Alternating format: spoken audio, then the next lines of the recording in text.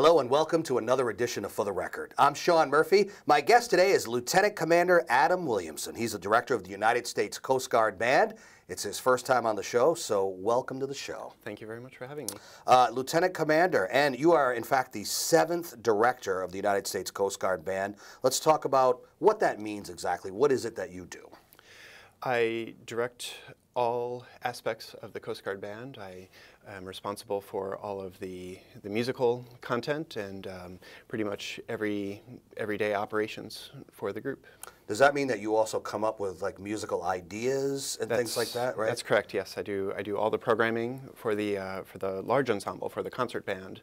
I have our current season, which runs through July of this year, of 2014, all programmed out. So we have some pretty exciting music planned out, and I'm actually currently working on next season, our 2014-15 concert season. So we're planning ahead a little bit, but yeah, we're gonna have some really great concerts lined up here. And it's not just you, I would imagine, that comes up with all the ideas. There's probably a meeting of the minds, so to speak. That's right. Yeah, we have some incredible musicians that work at the Coast Guard Band, and I tap that resource very often because they're full of good ideas. Much as possible, right?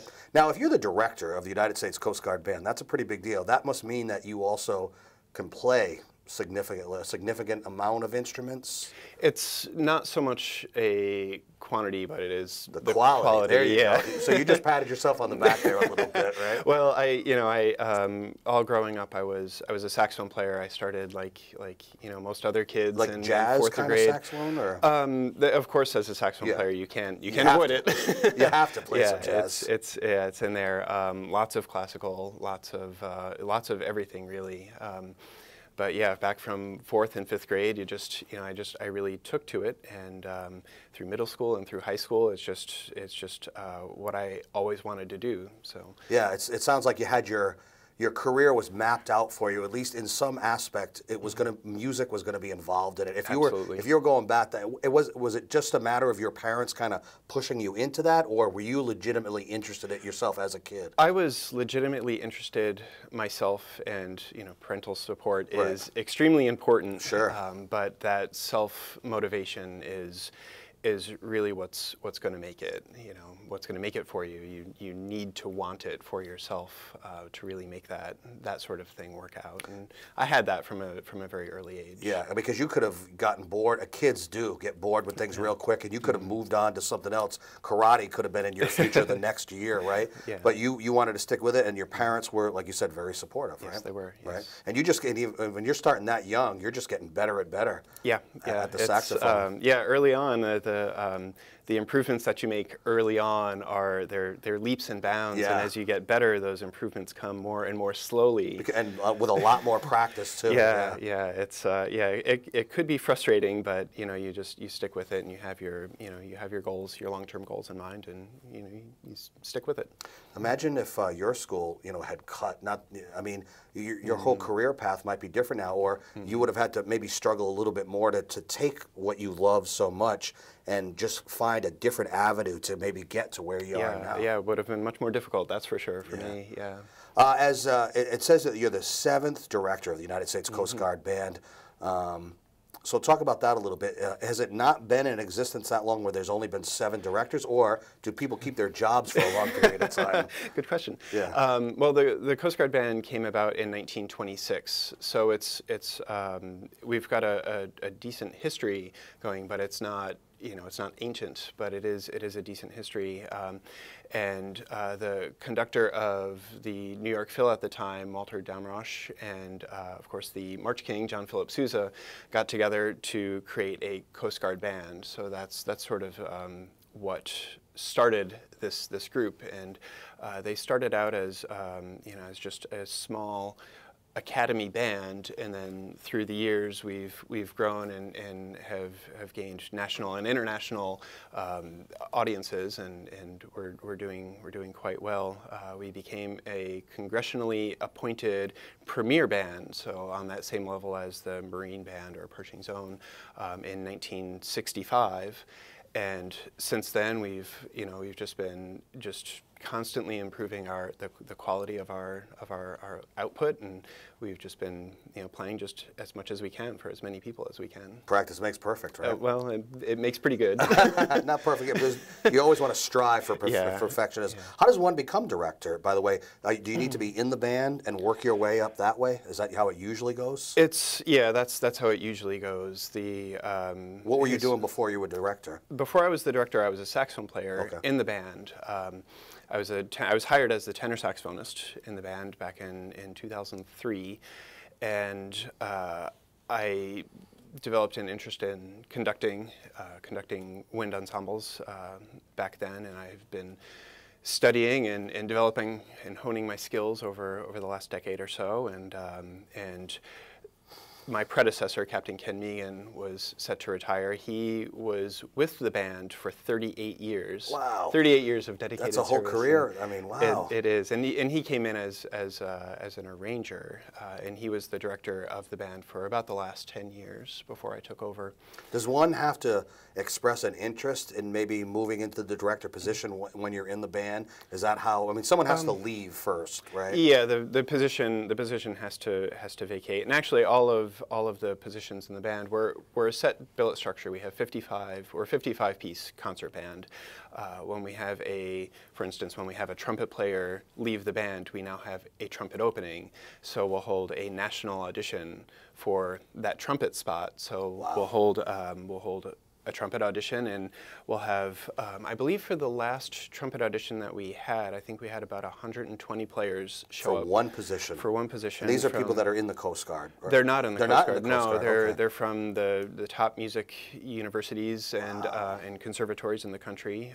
In fact, all of our players in the band are those kinds of people. Civilians? They were civilians, and they auditioned specifically for their spot, so we bring them in specifically as that. And our members, almost everybody has a bachelor's degree in music. 80% of the band or so has a master's degree in music. Wow. And they're from universities, the top music university like Juilliard or the Eastman School of Music or Indiana or Michigan or Rice. Those are the quality players that we're getting, and they're just top-notch, absolute professional players, and we just have extremely talented and very skilled and gifted musicians that work there. So we know how long it takes to get to become a director of the band. If one guy's there for 30-something years doing that job, you mentioned that a trumpet position open. How often does a position open up? What would be a reason that somebody would leave? Would they retire? Would another opportunity present itself to them? More often than not, I should say, it is a player who is retiring. That's usually the result. People find that once they come into the band, they love it. It's a lifetime job almost. It's a fantastic group of people. It's a fantastic organization.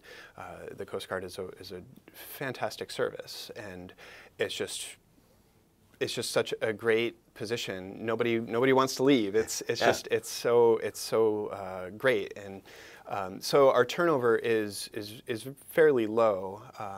That's great for you as a director. That makes your job a lot easier. It is great for me. Yeah, that is great for me, and it's great for everybody. We get to a point where we know each other personally and professionally, and we know each other's each other's playing. And if you know each other's idiosyncrasies and their rhythm, then I mean that makes for a better band, doesn't it? Absolutely, yeah, it absolutely does. Everybody is very attuned to each other and very aware, and you're right. That is the benefit to to being in our position that we have. And obviously you do the big events that when people think about the Coast Guard Academy Band or Coast Guard Band, they think of graduation, commencement speeches, and big events like that. And obviously you do those, right? Whenever a graduation rolls around, big wigs come to town, and you're there playing for that. But I mean, but you're in a band that plays a season long of events, everything from regular concerts. I understand you even go into schools and stuff like that, correct? Yeah, that's correct. Yeah, right now we have our community outreach initiative. We call it. It's our outreach program. We have 5 different small groups that are going out to about 20 different schools to perform about 40 different programs for elementary school. Now, will you go to the school's auditorium and play and set up on stage and everything, bring them in? And it's the assembly, and we go into their auditorium, and they're very well put together programs, and I did go and observe all of them, and they're very engaging. The kids are very engaged, and it's really a wonderful thing that we can do to get out into the community in that way. So it's to get out into the community, but you mentioned outreach. Is it to kind of put more of an emphasis for kids to maybe get interested in music in general? Yeah, there is that to bring some awareness of the Coast Guard to them. But we are musicians. It's what we do, and it's what we love. So we can't help ourselves but to share that with as many people as possible. Right. It's probably more. You're probably less comfortable talking than you would be playing or directing. Wouldn't you agree? Is it that obvious? No, it's just that because that's what you love and that's what you do. And when you're talking about music, playing music has got to be your comfort zone, or directing, that's your comfort zone, or creating music, something to do with music. Talking about it is one thing, but that's not your comfort zone, I would imagine, right? Yeah, that's a fair statement. Yeah. But it's a whole different story, though, when you're when you're on stage, right? Yeah, and you had mentioned that we play an entire season, and there's a variety of stuff, and that is one of the benefits of having a concert band and having the level of players that we do. We have a very eclectic range of music that we play, that music that we can play because of the quality players that we have. We have, as I said, our 55-piece concert band, and we play monthly concerts at the Coast Guard Academy, but we do break down into smaller groups as well. We have a fantastic Dixieland jazz band, and you'd have to go to New Orleans to hear anything comparable to them. And we have a big band jazz band as well, and a fantastic brass quintet and woodwind quintet and saxophone quartet, woodwind trio, a flute and harp duo. We have all of these small groups that each sort of serve their own function, in whether it be performing for Coast Guard functions or playing recitals or concerts for the public. We're going to take a break and come back. I want you to give the website out for people to go and learn some more information that way. Okay, it's www.uscg, as in United States Coast Guard, .mil, as in military, /band. You can get all the info there. Lieutenant Commander Adam Williamson, the director of the Coast Guard Academy, or it's the United States Coast Guard Band. We don't include the Academy in there, right? Yeah, we're not an Academy band. Right. We're the Coast Guard band. We're the representative for the Coast Guard. He's with the bands. We'll take a break and come back. I'm Sean Murphy. This is For the Record. Stay with us.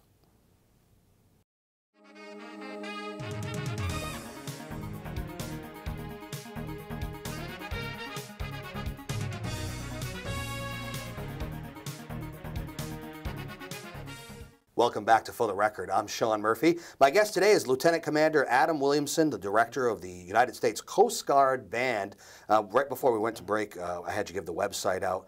What can people see on the website and learn about?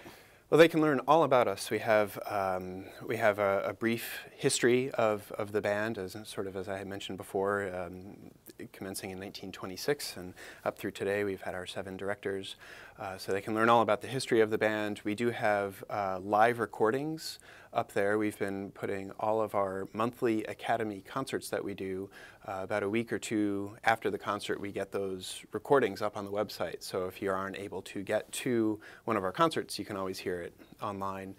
We do produce albums. We do produce CDs, and you can listen to all of those online as well. And you can probably download the stuff, right? Yeah, there's some download options on there too. But yeah, pretty much any information that you want to know, if you want to look for any job vacancies that we have at the moment, or a more detailed description of our day-to-day life, yeah, all of that information is on there. Photos are up there too. And also schedule of events, because you've got a lot of them coming up. In fact, you're going on tour, right? That's correct. It's a small tour, but nonetheless. Yeah, it's a small tour. We're heading down to DC and in April, so we'll be down there during cherry blossom time, and from what I understand, peak cherry blossom time. So excited about that. But will you be at the White House? We won't be at the White House. We're playing two concerts in downtown, well, right near downtown. One is at the Navy Memorial, site in DC, and The other is right near the St. Elizabeth campus, where the Coast Guard, the brand new Coast Guard headquarters is located. Ironically, as we tape this, the president is in your neck of the woods, your backyard, in Connecticut. Mm-hmm. You mentioned D.C. and the trip down there. I was going to ask, the Coast Guard band's sphere of influence, mm-hmm. like if your base of operations is New London, mm-hmm. basically. That's correct, yeah. How far out do you go? We know you go to at least to D.C., right? Yeah, we do travel to D.C., and we do end up traveling down there with some frequency to support Coast Guard functions, ceremonies, changes of command, and changes of watch, and some retirement ceremonies. So we do travel to D.C. probably more frequently than any other place. Since we are stationed right here in New London at the Coast Guard Academy, we try to get out in our local community as much as possible. So we, over the course of the summer, as you had mentioned, and you can see the list on our website, we'll be getting out into the community for performances. I believe our Dixieland Jazz Band is performing at the Waterfront Park almost weekly throughout the summer. So that'll be a really great series of concerts. We do perform regionally. We've gone all around the Northeast, the region. We've been up to Springfield, and South Windsor has a nice outdoor facility. We travel all over the place. Typically, once a year, we will go on a national tour. We'll take about 2 weeks, and we'll travel out to a region of the country. Next year, in May 2015, it looks like it'll be the West Coast. So once a year, we do go out somewhere in the country for a couple of weeks, and we perform a series of concerts out in that region. It's a big country, and you're here. Are there other Coast Guard bands that exist anywhere else? Unfortunately, there are not. We are the sole... Well, that's not unfortunate. That's a good thing. Well, it'd be nice to have some more... A little backup, yeah, help. A little help. But yeah, we are the sole musical representative of the Coast Guard. This last winter that we've been having has been brutal. Has that affected your ability to go out anywhere and perform, or maybe have people come and see you? Yeah, there have been some time, and it just can't be helped. I mean, we live in the Northeast. Right. When there's a lot of snow or ice on the ground, or the threat of such, we do see smaller audiences typically, but it's a way of life up here. You're in the Northeast. It's a way of life. You accept it, and you learn to deal with it, and you do everything that you can. Have you transferred in from another part of the country, and are you experienced with this kind of New England weather? I'm originally from upstate New York. Okay, so you're completely used to it. I feel right at home. One of the things that we failed to mention as far as being able to see you perform, especially during the concert series, is these shows are free. That's absolutely right. Talk about that a little bit. All of our shows are open to the public, and they're all free. We don't distribute tickets. You can just show up. We do monthly concerts at the Coast Guard Academy. It's a beautiful campus, and if you haven't been there, it'd be a great excuse to come out and see it. We perform our concerts in Leamy Hall, which was renovated a couple years ago, and it looks great and it sounds great. The acoustics are great. The acoustics are great. You would be able to recognize that. Yeah, and that was our primary concern during the renovation process, and it really turned out just really well. It's really worth coming out to see. But yeah, all of our concerts are free. We typically perform one concert band concert at the Coast Guard Academy a month, and then we'll usually have a couple smaller events going on. A very popular event that is coming up on March 30th is our big band jazz band concert, and that'll be at 2 p.m. All of our concerts at Leamy Hall are at 2 p.m. on Sunday. So that's the consistent factor. But that big band concert is always a very fun show, and it's always well attended. And if you happen to be watching this after that date, the website has a full listing of all the concerts and events coming up too. So if you missed that one, you have plenty of opportunities to see another one. How long does a season last? Our season goes from September to July. It's an 11-month season, and that's not to say that we wouldn't take on some events in August. We typically do have some events that come in. But for our planning purposes, I plan from September to July. This coming September for our Labor Day concert, which I actually believe our Labor Day concert's at the very end of August and not in September, we'll be playing a concert outdoors at Fort Trumbull. And we'll we'll be playing the 1812 Overture, and we'll have some cannons there. Wow, so that's a different kind of an instrument. Huh? Yeah, those things fire and they're very, very loud, but it's very cool to see and hear those things too. How do you deal with the I guess you could say the very difference in acoustics when you're doing an outdoor show versus you know, a hall which is designed specifically for that purpose? That is a challenge, but we do it so frequently that our players are very, very quick to adjust as necessary to whatever space we're in. When we go out on tour for 2 weeks, we're in a different hall every night, and we typically don't get a rehearsal in that hall. We show up, we get set up, and then we play the concert. So our players are very skilled at making very quick adjustments so that they sound right, in whatever space we happen to be, indoors or outdoors. You know, we were just talking about the winter and the challenges that presents, but off the air we were talking about even in the summer, when depending on the instrument you have, I mean, you could have humidity issues with, what do you call the thing? Oh, yeah, the woodwind players use a reed to produce their sound. Yeah, and they're made of bamboo, and yeah, they can be very affected by the weather. If it's too humid or not humid enough, if it's too hot, if it's too cold, if the relative humidity is too high or too low, if you're in the sun, if you're not in the sun, all of those factors can really affect how those reeds perform and ultimately how you perform. But again, it all comes back to, you know, just having these absolute professional players. They know how to handle all of these situations. But are they that good? Where are they the temperamental type? Or do you have to, like,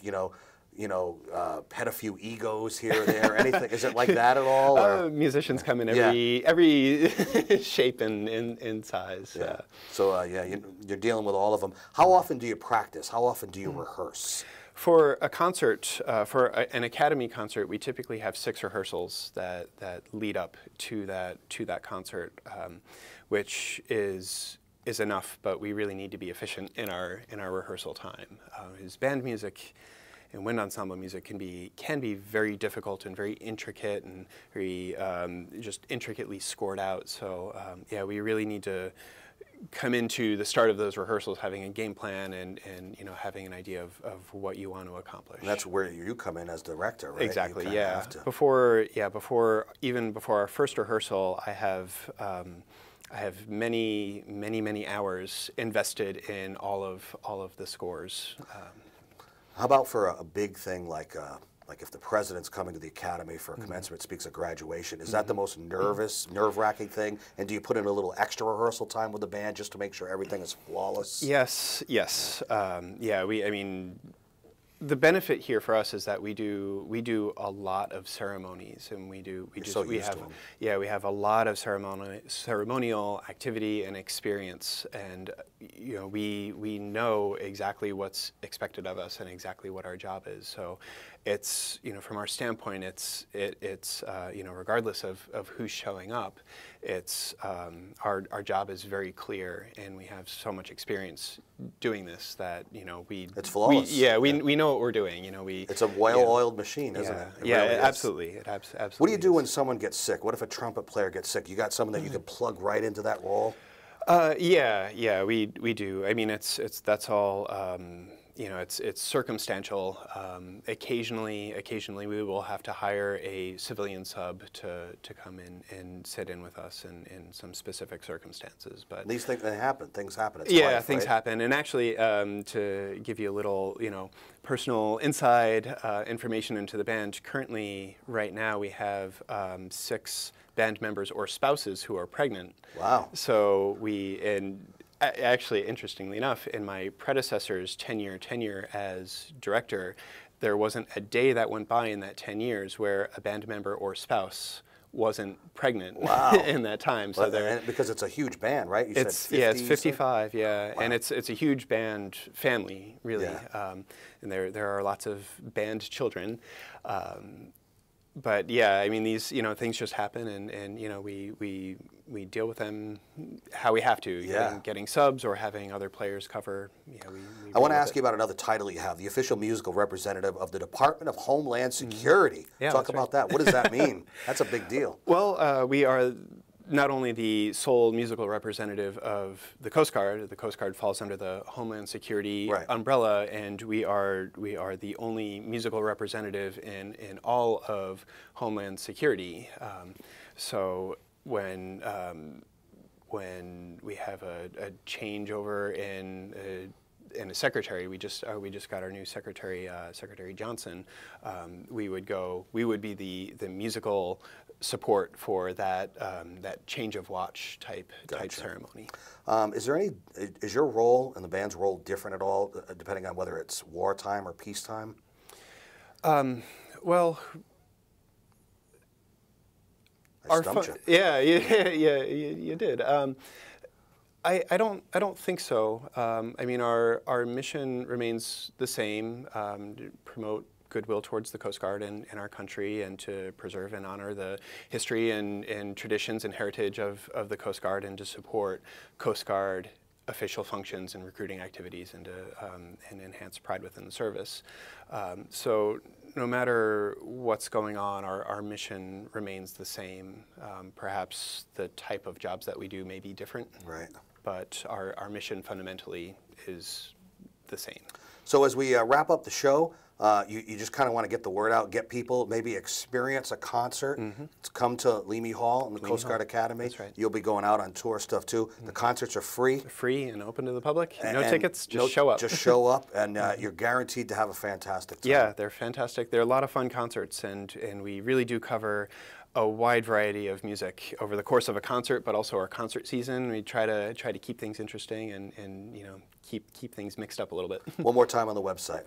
www.uscg.mil/band. Lieutenant Commander Adam Williamson, the director of the United States Coast Guard Band. Pleasure having you on the show Thank today. you so much for having me. And thank you for joining us for another edition of For the Record. You can see this show and many others on our YouTube site.